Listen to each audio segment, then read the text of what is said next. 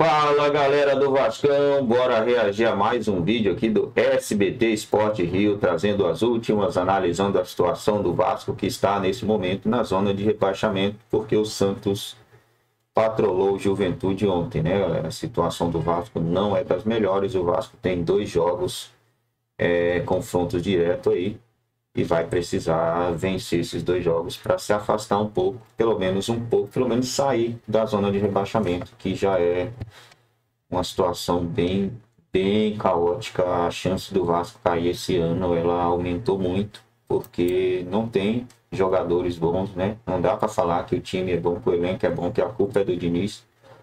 Falta jogadores. O Vasco só toma gol de erros. Só gol de erros defensivos, cara. Tá triste.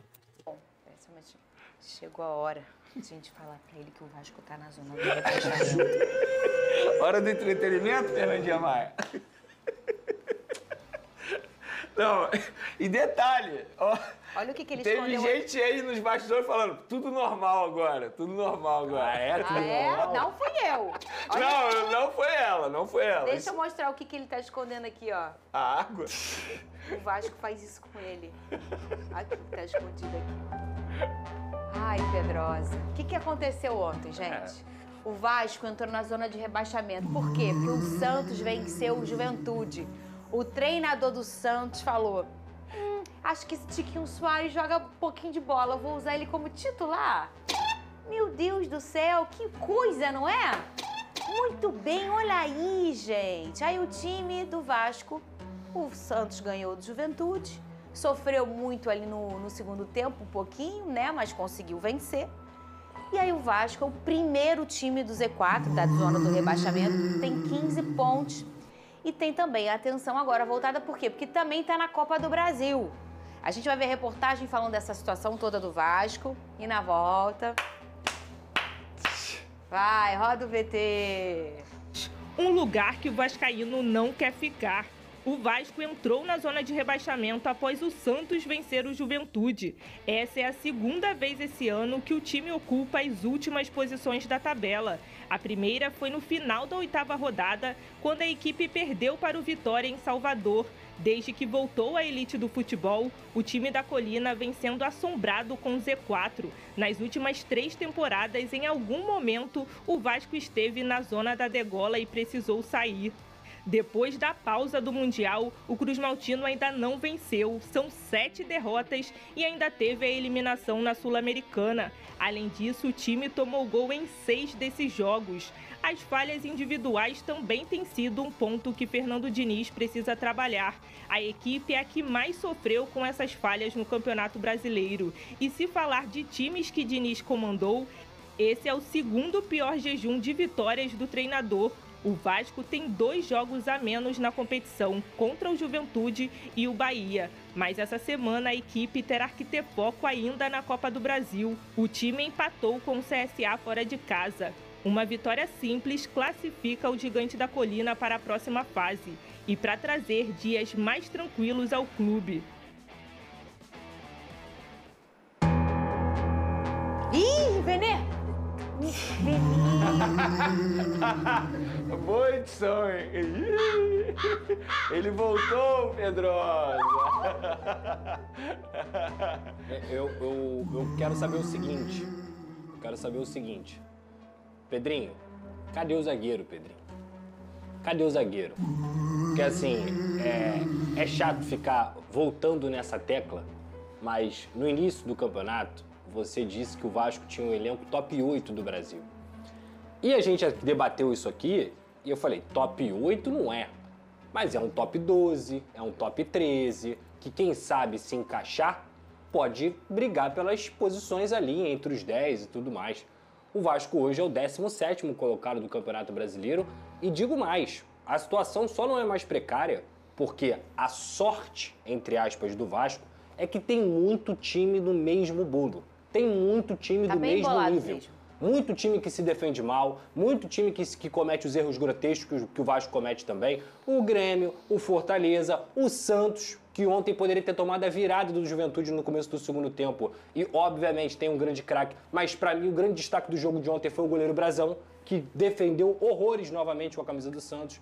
Tem lá o Juventude, que é uma equipe que você olha e fala assim, opa, tá mal, é a pior defesa do campeonato, é péssimo. Mas agora volta o Thiago Carpini, que é um cara que conseguiu salvar o Juventude em outros anos, que pode organizar novamente. Então assim, eu vou falar pra você, o Vasco vai brigar pra não cair, pelo que se desenha aí o campeonato, até o fim. Pra mim, o que vai diferenciar a luta da zona do rebaixamento ou não é como você se defende. E como você se defende principalmente fora de casa. Os times se defendem muito mal. O saldo de gols do Juventude é horroroso, é o pior defesa do campeonato. O Sport já está rebaixado. O Fortaleza se defende mal. O Santos se defende mal. O Vasco se defende mal. Se o Pedrinho não contratar um ou pelo menos 2 zagueiros aí para poder reforçar esse sistema defensivo do Vasco da Gama, tal como aconteceu com o Medel em 2023, eu já dei esse exemplo aqui diversas vezes. Verdade. O Medel chega e ele consegue fazer o Vasco parar de perder. Porque antes de passar para vencer, antes de pensar em vencer, o Vasco tem que parar de perder. O Vasco tem que parar de tomar gol. Gol bobo, como vem acontecendo em todos os jogos. Então, assim, Pedrinho, tem que entregar um zagueiro. Tem que fazer um investimento no zagueiro. Pega o que tiver de orçamento aí, a possibilidade, negocia, faz em tantas vezes, mas cair é muito mais caro do que você contratar um zagueiro agora para que o Vasco possa fazer um investimento. E tem que ser zagueiro de alto nível, que chegue para jogar. Sabe por quê, Fernanda? Lá na frente, de verdade, tem que contratar um ponta? Até tem, mas não me preocupa não. O Vasco tem bons jogadores, o Vasco tem o Ryan, o Vasco tem o Nuno, tem o Verratti, tem o GB que vai voltar aí, o Coutinho em algum momento ele vai dar o lampejo dele, vai... Lá na frente não me preocupa. O problema é que o que acontecer lá na frente pode ser destruído facilmente com o que vai acontecer atrás. Então não adianta o Vasco fazer um gol, 2 gols e tá sempre tomando. Por que tá sempre tomando? Porque tem João Vitor na zaga totalmente inseguro, porque tem o Hugo Moura que erra jogo sim, jogo não, porque tem o Lemos também que infelizmente errou na última partida, mas numa posição que não era dele, e ainda tem o histórico do Fernando Diniz, que é um técnico que é muito ofensivo, que faz o seu time criar, mas tem dificuldade lá atrás, na defesa, deixa muito vulnerável. Então, assim, se o Vasco não se organizar defensivamente, esquece, já caiu. E isso está na conta da diretoria. Se a diretoria do Vasco, presidente Pedrinho, diretor Felipe, Carlos Amodeu, Admar Lopes, não entenderem que a prioridade máxima do Vasco é contratar um zagueiro, o Vasco já caiu. Eu tô avisando. E a gente olha e lembra, assim, você fala muito do Medel nessa situação, né? Como o Medel chega para mudar realmente uma situação do Vasco. Volta um pouquinho os anos, até na própria história do Vasco mesmo, isso não é só no Vasco não, isso em times. Defensivamente, se você não tem ali um alicerce mínimo, uma estrutura mínima, você vai destemperar tudo, vai desregular tudo. Você lembra o Vasco quando tinha aquela irregularidade de goleiros até chegar o Martim? É isso aí. Lembra? Era Foram Alessandro, 2 rebaixamentos. Diogo Alves. Foram 2 rebaixamentos, Pedrosa. Porque não tinha um goleiro que conseguiu se encaixar no gol do Vasco. E aí chega o Martim, ficou quanto tempo no Vasco? Foram 5 anos. Muito tempo. Quase 5 e aí anos. ele chega para resolver esse problema e de forma imediata ele resolve. O Medel foi a mesma coisa, o mesmo exemplo. Você realmente precisa, e isso já não é um problema de agora. Quanto tempo sofreu o Léo Pelé ali? Tendo falhas, sendo vaiado e sendo cobrado, e que é natural, a torcida não aguenta. Ô, Venê, tem que ter um zagueiro realmente pro Vasco. Eu tô totalmente a favor com vocês, concordo com tudo que vocês disseram. E não precisa ser um cara caríssimo, tem que contratar um zagueiro, bom. só que até contratar um zagueiro, a primeira decisão a se tomar, pelo menos na minha visão, o técnico Fernando Diniz, é parar de escalar João Vitor como titular. Ele tem zagueiros à disposição. E por que ele insiste nos zagueiros que não estão dando certo, que não estão dando conta do recado? Pelo contrário, só está minando a relação time-torcida e minando também o jogador, porque o jogador ele não consegue dar a volta por cima. Então o primeiro ato do técnico Fernando Diniz é parar de escalar esse jogador. Por isso que eu acho que o Fernando Diniz tem a sua culpa também nesse momento ruim do Vasco da Gama. A diretoria é muito culpada, para mim é a mais culpada de todos, planejamento horrível, inclusive sobre zagueiro, contratou um zagueiro que não dá certo, que é o Lucas Oliveira. Felipe e Pedrinho eram apaixonados nesse jogador e até o momento o jogador não se firmou e pelo visto não vai se firmar. Ah, mas tem outras opções, tem o Luiz Gustavo que nesse momento está com a seleção sub-20, está com a seleção sub-20 e não serve para jogar no Vasco da Gama e em certos jogos não é nem relacionado, isso me chama muita atenção. Eu não vou ficar aqui criticando o Fernando Diniz porque ele vê muita coisa que a gente não enxerga, mas ele poderia explicar o motivo de não relacionar esse jogador e não colocá-lo em campo. Agora, insistir em João Vitor, para mim, eu acho que já passou dos limites. O maior problema é esse, porque ele tá deslocando um zagueiro do lado direito, que é o Lemos, para colocar o João Vitor. Não é que ele esteja tipo assim, preteirinho do Luiz Gustavo. Por que ele não leva o Luiz Gustavo pro banco? Que eu acho um absurdo. Porque ele tem o Lucas Freitas no banco, que é um zagueiro canhoto do lado esquerdo. E que, teoricamente, ele tá na frente do Luiz Gustavo na hierarquia. Sim. E aí, quando ele prioriza colocar o João Vitor, ele coloca o Lemos na esquerda. Se ele precisar, o que ele faz? Ele coloca o Lucas Freitas na esquerda e o Lemos na direita. Mas o maior erro disso é ele priorizar um zagueiro que erra todo jogo, Ele que é o João Vitor. Porque assim, o Lemos é pé direito. Sim. O Lucas Freitas é pé esquerdo. É isso. O João Vitor é pé direito. Pé direito. Então, assim, ele tem... o Lemos, na verdade... Que a gente tem essa mania de achar que o zagueiro é tudo igual. Não é. Exato. O Lemos, ele briga a vaga com o João. E o Lucas Freitas é ali o lado esquerdo. Então, se você pode deixar o Lemos, que tá bem, e o Lucas, que eu não sei vocês, mas acho que ele é um cara que sempre entra sim, e faz o seu ele dá conta trabalho, do né? recado. Da check.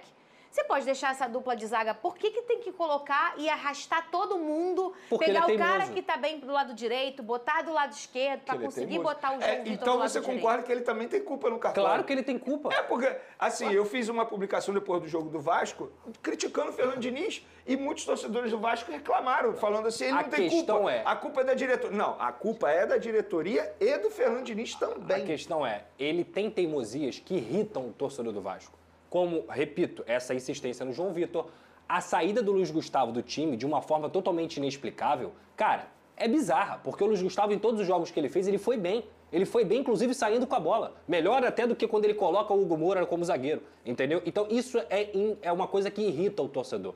Quando a torcida, talvez, não coloca o Fernando Diniz como maior culpado, é porque quem falha individualmente dentro de campo são esses caras desde o início do ano. O Mas Vasco- eles falham porque ele coloca. Então, mas Ele tá por querendo exemplo, dizer o seguinte, a mas ele parte já ofensiva. falhava sem o Diniz, ou seja, a culpa não Ah, é do não, Diniz. sim. E tem a parte ofensiva também, que é como o Vasco tem falhado. O Vasco finaliza 20, 30 vezes e não consegue fazer gol. É. Entendeu? Então, assim, quando a gente fala assim, a culpa não é só do Diniz, o Diniz tem culpa no cartório, mas ele é o menor dos culpados. Sim, Pra mim é diretoria, grupo de jogadores, que é o grupo de jogadores que é humilhado o tempo inteiro, que eu já falei aqui diversas vezes, e aí depois vem o Diniz, que incomoda com as teimosias dele, mas que logicamente ele... Cara, e outra coisa, futebol é resultado. Não tem filosofia de trabalho que não se sustente com resultado. Não tem filosofia de trabalho que não se sustente com bola na rede. Então, assim, pra ele ter resultados diferentes, ele tem que mudar o time. Ele tem que apostar mais na base. O Leandrinho também tá com a seleção sub-20. É uma pena, porque o Leandrinho é um jogador melhor do que o Vitor Luiz. E se o Lucas Piton não tá ajudando, coloca o Leandrinho pra jogar. Se o Lucas Freitas ou o Lemos ou o João Vitor não estão dando certo, coloca o Luiz Gustavo. Por que lá na frente o Coutinho joga 60, 70 minutos, ele não é substituído, o Alex Teixeira vai pro banco todas as vezes, e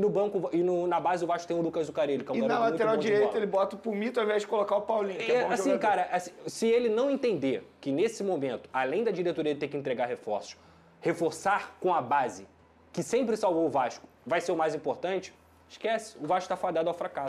Olha o que o Vasco... Foi no Esporte Interativo, eu que Foi. tirei essa foto, cara. Foi o último ano que o Naquela Vasco sala. foi campeão.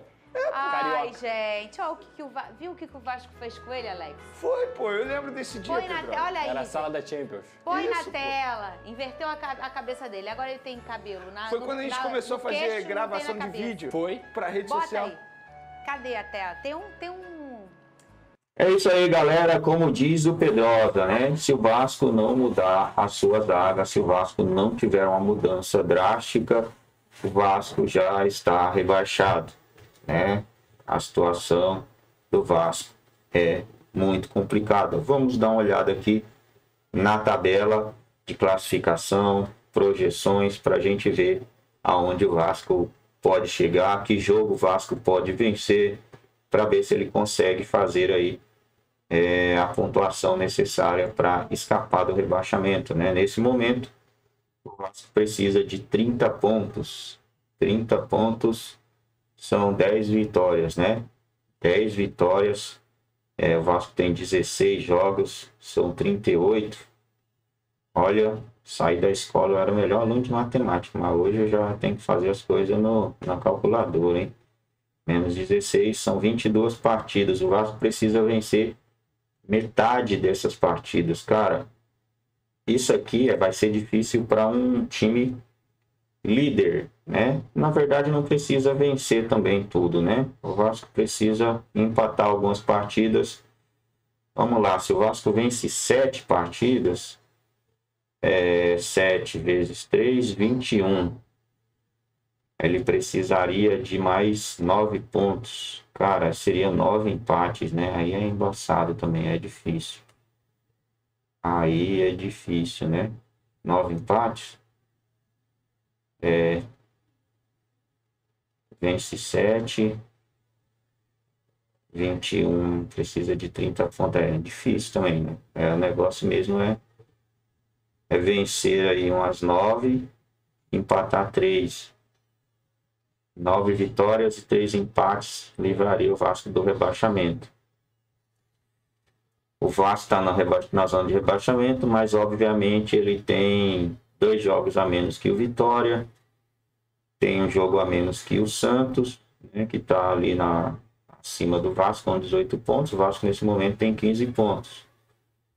A galera ali, todo mundo tem 17, quem ainda tem 16 partidas é o Atlético Mineiro, Fluminense, Botafogo, Palmeiras, né? Aí tem uma galerinha com 18 jogos, que é o Cruzeiro, Bragantino e o São Paulo, o Vitória, né? O Vasco, vamos olhar agora aqui os confrontos, né? Calendário aqui do Vasco, para ver as chances. Olha, o Vasco tem que se classificar, né, na quinta-feira, com o CSA. Um jogo muito vencível mesmo. Já no Brasileirão, jogo em casa contra o Atlético Mineiro vai ser um jogo difícil. O Atlético Mineiro está muito bem, está jogando um bolão, né? Está jogando um bolão muito bem defensivamente. E se o Vasco não vence o Atlético Mineiro aqui, eu não sei não, né? Precisa dessa vitória. E aí, o Vasco vai a São Paulo enfrentar o Santos. Confronto direto, né? O famoso jogo de 6 pontos. O Vasco perde um jogo desse aqui, ele se afunda na zona de rebaixamento. E depois o Vasco sai novamente para enfrentar o Juventude. 2 jogos de 6 pontos, né? 2 jogos fora de casa, o Vasco precisa somar nesses 2 jogos aqui pelo menos 4 pontos. Uma vitória e um empate. E aí tem o carrasco do Vasco, né? Que é o Corinthians, que ano passado, após não sei quantos anos aí, o Vasco conseguiu vencer o Corinthians. O Corinthians não está numa boa fase e por isso existe uma chance aí de vitória. Vamos ver como esse Vasco vai se comportar, né?